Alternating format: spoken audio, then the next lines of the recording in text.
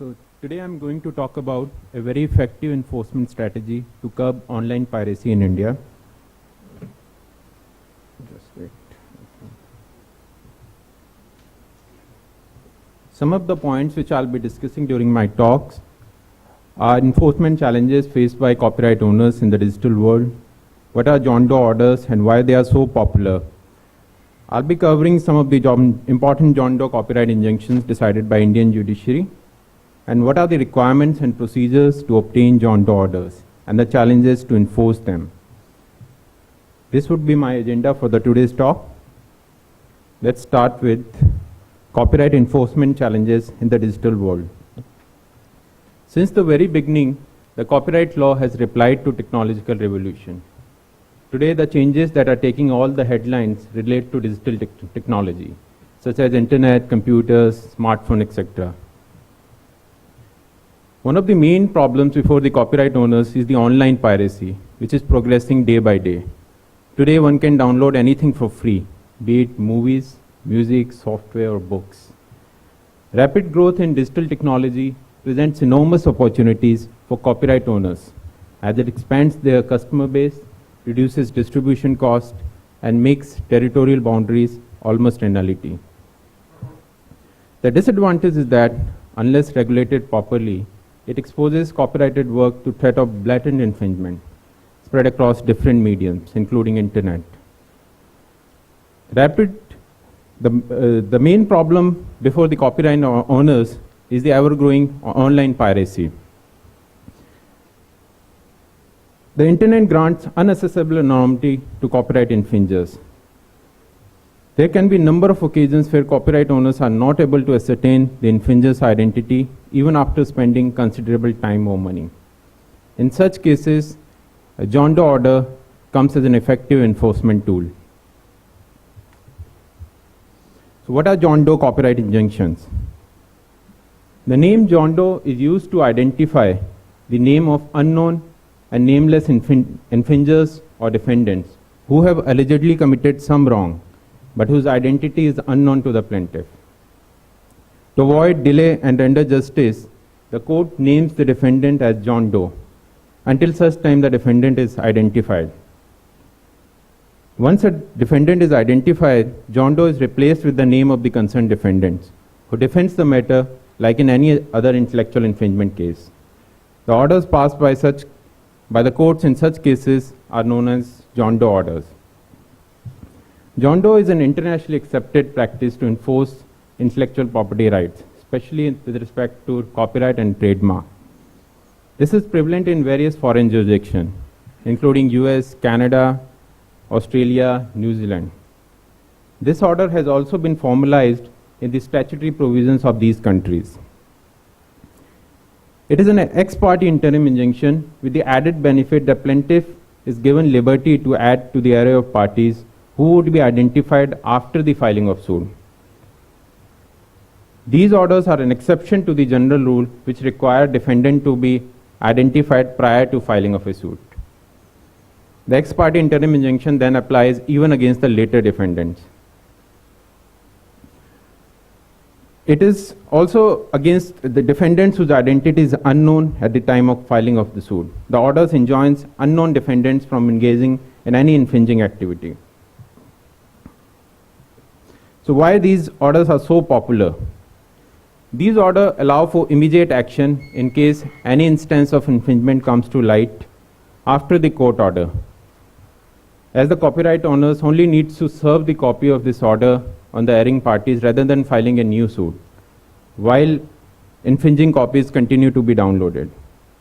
By filing a single action and after obtaining a single John Doe order, the plaintiff would be able to cover all alleged and even potential infringers, violators, which would ultimately save a lot of time and cost. The plaintiff would not be required to file a separate court actions before different courts in India. Once they obtain this order, it will block all unknown defendants and infringers. It is also able to reduce online piracy by mandating internet service providers to block access to infringing websites. To give some practical examples, I'll be discussing some of the important John Doe copyright injunctions passed by Indian judiciary. In India, the first John Doe order was passed in the famous case of 10 Sports, with the case titled Taj Television versus Rajan Mandal. In this case, the plaintiff, Taj Television, which was a Dubai-based company, owned and operated as exclusive sports channel with the name 10 Sports. They had acquired the exclusive right with respect to the broadcasting of 2002 FIFA World Cup matches. They entered into an agreement with various cable operators for transmission of the said channel. However, many unlicensed cable operators were also showing the said channel without any permission or authorization from the plaintiff. The plaintiff instituted the suit against both named and unnamed cable operators. In 2002, Delhi High Court passed a path-breaking order where broadcasting of football matches during World Cup 2002 was stopped. This was the first case which was decided by Indian judiciary on John Doe thing. The Indian court has specifically held that such orders may be enforced against persons whose identities are unknown at the time of instituting the suit, but whose activities fall within the scope of action, so long as the litigating finger is directed at unknown defendants. The inability to identify him by name is mere misnomer. The principle of litigating finger was affirmed in this case. After this, there have been a series of John Doe orders. However, it is only in recent time that Indian judiciary has started granting these orders on a regular basis, especially for blocking the websites. In another case, it's a very recent case of 2014, the Star India Private Limited versus Haneeth Ujjwal. The plaintiff, they were the leading broadcasters in India. They had acquired the exclusive broadcasting rights, which includes television, mobile, internet, or on-demand rights with respect to 2014 India versus England Test Series. The instant suit was filed by the plaintiff against the defendants' websites, many of which were unidentifiable in nature.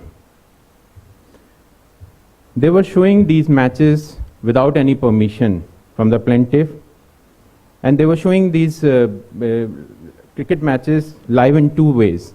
First was that they were hosting these matches, infringing contents, directly for free, without any advertisements, with the advertisements.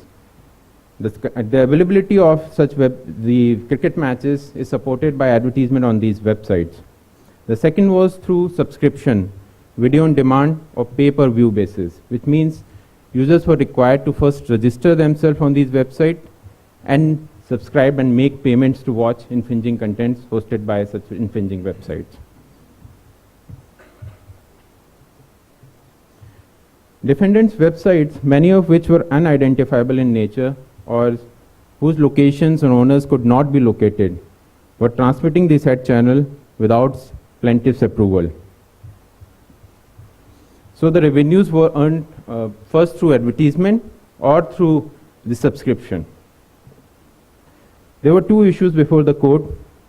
First was that how can the exclusive rights of the plaintiff be protected against such defendants, and what can be the appropriate remedy against such website? Should they be banned completely or only the specific URL providing access to the infringing content be banned? The second important question, the issue was very important as far as the online piracy of such infringing materials is concerned. The court held that both known and unknown defendants, they were both liable for infringement, proclaiming that there is no other alternate remedy which is available to plaintiff other than blocking the entire website. Blocking of URL was considered insufficient remedy by the court because in their opinion, the website owners, the infringing website owners can easily change the specific URL by merely adding or changing the one character in the said website, so that they can easily overcome the John Doe order passed by the High Court. Coming to the Bollywood industry, the plaintiff in this case, Red Chillies Entertainment versus Hathway Cable, was the producer of Hindi movie Happy New Year. In a quit-to-mat action, prior to release of the movie, they approached Bombay High Court in order to prevent pirated copies of the film from being released on different media. The relief was sought for an urgent relief, for an urgent interim relief in the nature of John Doe order. The court observed that various John Doe orders have been passed in the recent time by different high courts. And it was held that the plaintiff is entitled to relief against known cable service operators, also including the unknown defendants, unknown websites. The interim relief was granted and defendants were restrained from uploading, downloading or playing the movie in any manner. The court also expressly entitled the plaintiff to take action against anyone who is found to be pirating plaintiff's copyright work without having to move the court once again. They were also prevented from infringing the copyright in a film through different mediums, which include CD, DVD, internet, DTH or cable. The police was also directed to assist the plaintiff in restraining the defendants from violating and infringing the plaintiff's copyright. They were also entitled to publish the authenticated copy of the order in all available media so that it can act as a warning to other infringers. These are some of the case laws which have been decided by Indian judiciary in recent times. So what are the requirements and procedures to obtain John Doe orders? The requirement of John Doe is similar to that of obtaining a temporary injunction under Order 39, Rule 1 and 2. The plaintiff has to establish the prima facie case. For this purpose, the court will examine the basic facts on which it is established that plaintiff has a prima facie case to contest. Thereafter, the plaintiff has to establish the allegation or the averments made in the application on which temporary injunction is sought are justifiable. Court will see the balance of convenience, the balance of comparative loss caused to the applicant and the respondent in case of not passing the order. Court will see the irreparable injury if the temporary injunction is not granted. There are three main ingredients which one has to follow while seeking John Doe orders. In order to obtain a John Doe injunction, the plaintiff, the right owner, is required to show its right and the breach by the other parties. The only significant difference would be in the pleading. The plaintiff has to plead that it expects large-scale and erratic infringement, and the defendants against whom the said action is going to be filed, they are unknown, their location or owners could not be found or located. These are the certain guidelines, certain criteria the plaintiff has to consider while going for John Doe copyright injunctions. There are certain challenges too. While it has become routine to seek John Doe copyright injunctions before every big movie release or any major sporting event, many claim that they have largely remained unsuccessful in checking and controlling small street pirates. Lack of police cooperation may also render these orders unenforceable. There is another dispute going on whether these orders should be limited to entire website or specific URL. As Ayan has mentioned, that Delhi High Court has granted it to extend the inclusion of these orders on the entire website. However, there is another opinion by Madras High Court which said that these orders would be limited to specific URL. In the absence of specific judicial guidelines, there is no clarity on the scope of these orders or under what circumstances these may be granted. And there is a risk of misuse and improper implementation of these orders. I hope that this has provided a brief overview of what John Doe orders are and how can the copyright owners will be able to take advantage of these copyright injunctions. Thank you.